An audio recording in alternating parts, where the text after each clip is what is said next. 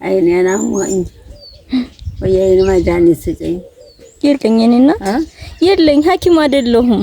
እንግዲያ እኔ ልጠይቀዎት ነው የመጣሁ። የኔ እናት ደህና ነዎት? አላውቅሽ ብዬሽ ነው እኮ። አያውቅኝም። ማማ ኑሮ እንዴት ነው?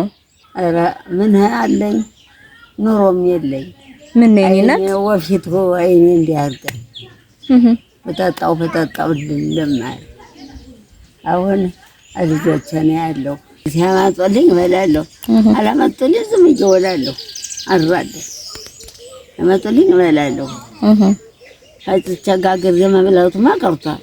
እሺ ሶስት ወሬ አይኔቱ እንጀራም ስሰጨኝ እንዲህ ያለ ቀጠይ ስሰጨኝ እበላለሁ።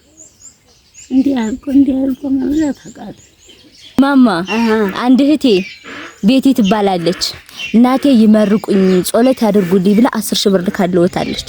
ዝም ብለው ይቀበሉኝ። ቆይ አይነሱም። ያቆይልኝ። አሜን። ዛሬ ራብ ነው የሞትኩ። ማን ይስጠኝ? እሺ እናቴ ምንድነው ብር? ኧረ ምን ላደርገው?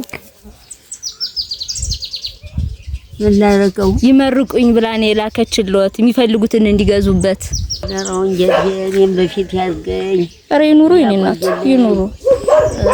ከፍ ያድርግልኝ። አሜን። ያቆያት። አሜን።